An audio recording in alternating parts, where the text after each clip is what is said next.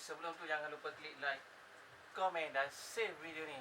Okay guys, hari ni kita macam biasa ini waktu lebih kurang pukul 9 malam. Kita bagi ikan laga.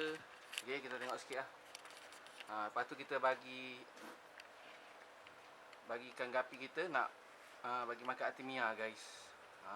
Okay, korang tengok. Oish. Ni Artemia kita dah siap. Ni botol 1. Ni botol 2. Botol 2 baru lepas harvest botol 2 baru lepas harvest. Okay, kita tengok yang kita dah harvest. Ni contoh dia. Semudah ABC guys. Kita pakai jenis Aqua Master. Aqua Master. Dia lambat menetas tapi lagi elok Lepas tu kita ambil jenis kasar sikit guys. Okay. Dia tengok sikit muli. Okay. Kita tengok anak ikan laga guys. Okay.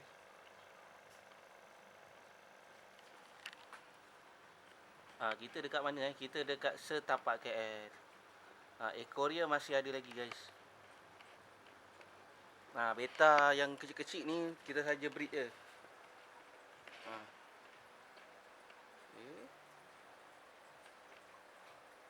Kita tengok sikit guys. Gapi kita ada stok semua memang fresh lagi guys. So jom kita bagi ikan gapi, ikan kita bagi Artemia. Jangan lupa picit picit sampai habis je ni. Lepas tu korang lepaskan. Okay, jom kita mula dekat. Tadi kita dah bagi ni dah. Sebab yang ni nampak elok sikit. Okay. Mata kabur sikit guys. Pedih. Ni banyak sikit kan korang tengok kita untuk ikan-ikan kita tak ada post Ikan aquarium kita tak ada post. Korang boleh datang terus dekat setapak KL guys. Nampak? Ni pun korang letak sikit guys. Okay. Tapi tadi kita dah bagi dah. So ini contoh dia macam ni je. Kalau kita picit terus macam tu okay. Mudah aja guys. Ni nampak mudah tapi kalau nak tukar air ni semua, okay, nak tukar air ni semua memang makan masa lah guys. Ni tempat kecil guys. Kawasan dia memang sempit sikit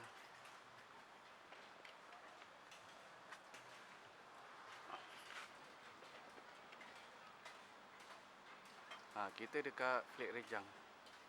Sini parking susah. Parking susah tapi kebanyakan ramai dah sampai dah. Ramai dah sampai, luar-luar KL pun dah sampai guys. Aquarium kita ada lagi. Aquarium terpakai pun ada lagi tu dia nak toilet tu. Okay, jom. Okay guys, jangan lupa klik like, komen dan share video ni. Thank you. Nanti kita sambung lagi guys. Jangan lupa datang datang. Selain kita ada ni, korang datang guys. Tak kerti beli ikan ke, nak belajar sikit pun boleh. Thank you. Bye.